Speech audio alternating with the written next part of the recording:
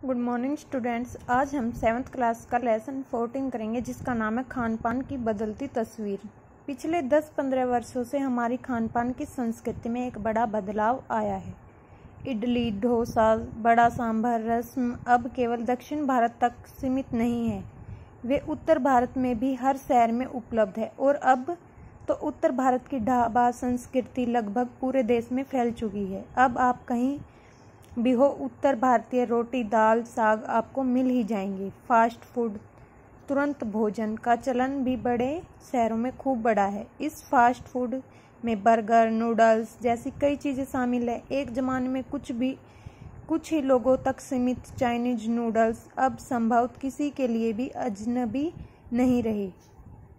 मतलब कि पहले कुछ ही लोगों तक सीमित थी ये चीज़ें, कुछ ही लोग खाते थे, अब तो ये हर किसी को मिल जाती है। 2 मिनट्स नूडल्स के पैकेट बंद रूप में तो कम से कम बच्चे बूढ़े सभी परिचित हो चुके हैं। इसी तरह नमकीन के कई स्थानीय प्रकार अभी तक भले मौजूद हो, लेकिन आलू चिप्स के कई विज्ञापित रूप तेजी से घर घर में अपनी जगह बनाते जा रहे हैं। गुजराती ढोकला, गाठिया भी अब देश के कई हिस्सों में स्वाद लेकर खाए जाते हैं। बंगाली मिठाइयों की केवल रस भरी चर्चा ही नहीं होती, वे कई शहरों में पहले ही की तुलना में अधिक उपलब्ध हैं। यानी स्थानीय व्यंजनों के साथ ही अब अन्य प्रदेशों के व्यंजन पकवान भी प्राय हर क्षेत्र में मिलते हैं और मध्यम वर्गीय जीवन में भोजन विविधता अपनी जगह बना चुकी है। कुछ चीज़ें और भी हुई हैं, मसलन अंग्रेजी राज तक जो ब्रेड केवल साहबी ठिकानों तक सीमित थी, अब वह कस्बों तक पहुंच चुकी है और नाश्ते के रूप में लाखों करोड़ों भारतीय घरों में सेकी तली जा रही है। खान पान की इस बदलती हुई संस्कृति में सबसे अधिक प्रभावित नई पीढ़ी हुई है, जो पहले के स्थानीय व्यंजनों के बारे में बहुत कम जानती है, पर कई नए व्यंजनों के बारे में बहुत कुछ जानती है। स्थानीय व्यंजनों की भी अब घटकर कुछ ही चीज़ें तक सीमित रह गई है। बम्बई की पाव भाजी और दिल्ली के छोले कुलचों की दुनिया पहले की तुलना में बड़ी जरूर है, पर अन्य स्थानीय व्यंजनों की दुनिया में छोटी हुई है।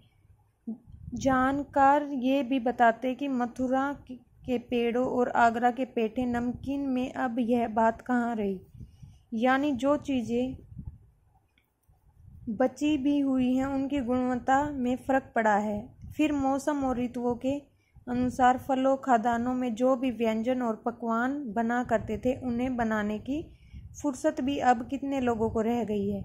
अब गृहिणियों या कामकाजी महिलाओं के लिए खरबूजे के बीज सुखाना, छीलना और फिर उनसे व्यंजन तैयार करना सचमुच दुस्साध्य है। यानी हम पाते हैं कि एक और तो स्थानीय व्यंजनों में कमी आई है, दूसरी और वे देसी विदेशी व्यंजन अपनाए जा रहे हैं जिन्हें बनाने पकाने में सुविधा हो। जटिल प्रक्रिया वाली चीज़ें कभी कभार व्यंजन पुस्तिकाओं के आधार पर तैयार की जाती हैं। जटिल मतलब मुश्किल। अब शहरी जीवन में जो भागम भाग है, उसे देखते हुए यह स्थिति स्वाभाविक लगती है। फिर कमरतोड़ महंगाई ने भी लोगों को कई चीज़ों से धीरे धीरे वंचित किया है। इन व्यंजनों में बिना मेवों के स्वाद नहीं आता। उन्हें बनाने पकाने में के बारे में भला कौन 4 बार नहीं सोचेगा। खान पान की जो एक मिश्रित संस्कृति बनी है, इसके सकारात्मक पक्ष भी हैं। गृहिणियों को, कामकाजी महिलाओं को अब जल्दी तैयार हो जाने वाले विविध व्यंजनों की विधियां उपलब्ध है। नई पीढ़ी को देश विदेश में के व्यंजनों को जानने का सुयोग मिला है, भले ही किन्हीं कारणों से और किन्हीं खास रूपों में, क्योंकि यह भी एक सच्चाई है कि ये विविध व्यंजन उन्हें निखालिस रूप में उपलब्ध नहीं है। आज़ादी के बाद उद्योग धंधों, नौकरियों, तबादलों का जो एक नया विस्तार हुआ है, उसके कारण भी खान पान की चीज़ें किसी एक प्रदेश से दूसरे प्रदेश में पहुंची हैं। बड़े शहरों में मध्यम वर्गीय स्कूलों में जब दोपहर के टिफ़िन के वक्त बच्चों के टिफ़िन डिब्बे खुलते तो उनमें प्रदेशों के व्यंजनों की एक खुशबू उठती है। हम खान पान से भी एक दूसरे को जानते हैं। इस दृष्टि से देखें तो खान पान की नई संस्कृति से हमें राष्ट्रीय एकता के लिए नए बीज भी मिल सकते हैं। बीज भलीभांति तभी अंकुरित होंगे जब हम खान पान से जुड़ी हुई दूसरी चीज़ों की ओर भी ध्यान देंगे।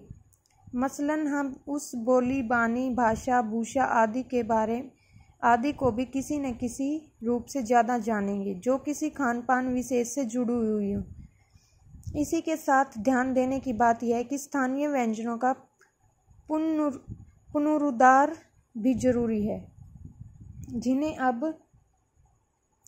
एथनिक कहकर पुकारने का चलन बढ़ा है। ऐसे स्थानीय व्यंजन केवल 5 सितारा होटलों में प्रचारित नहीं छोड़ दिए जाने चाहिए। 5 सितारा होटलों में, 5 सितारा मतलब 5 स्टार में कभी कभार मिलते हैं, पर घरों बाजारों से गायब हो जाएं तो यह एक दुर्भाग्य ही होगा। अच्छी तरह नाई पकाई गई पूड़ियाँ, कचौड़ियाँ, जलेबियाँ भी अब बाज़ारों से गायब हो रही हैं। मौसमी सब्जियों से भरे हुए समोसे भी अब कहाँ मिलते हैं। उत्तर भारत में उपलब्ध व्यंजनों की भी दुर्गति हो रही है।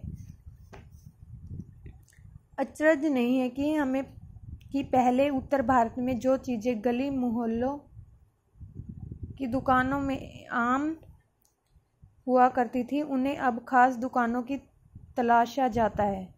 आम दुकानों में तलाशा जाता है, मतलब देखा जाता है। अब भी यह एक कड़वा सच है कि कई स्थानीय व्यंजनों को हमने तथाकथित आधुनिकता के चलते छोड़ दिया और पश्चिमी की नकल में बहुत सी ऐसी चीज़ें अपना ली जो स्वाद, स्वास्थ्य और सरसता के मामले में हमारे बहुत अनुकूल नहीं है।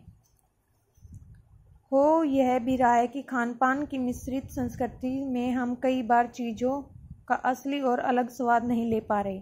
अक्सर प्रतिभोजों की और पार्टियों में एक साथ ढेरों चीज़ें रख दी जाती हैं और उनका स्वाद गड़बड़ हो जाता है। खान पान की मिश्रित और विविध संस्कृति हमें कुछ चीज़ें चुनने का अवसर देती हैं। हम उनका लाभ प्राय नहीं उठा रहे। हम अक्सर एक ही प्लेट में कई तरह और कई बार तो बिल्कुल विपरीत प्रकृति वाले व्यंजन परोस लेना चाहते हैं। इसलिए खान पान की जो मिश्रित विविध संस्कृति बनी है और लग यही रहा है कि यही और अधिक विकसित होने वाली है, उसे तरह तरह के जांचते रहना चाहिए। लेखक हैं पराग शुक्ल जी। लेसन रीड करना है आपको और क्वेश्चन आंसर और कठिन शब्दों के अर्थ अपनी फेयर नोटबुक में नोट करने हैं। Thank you students.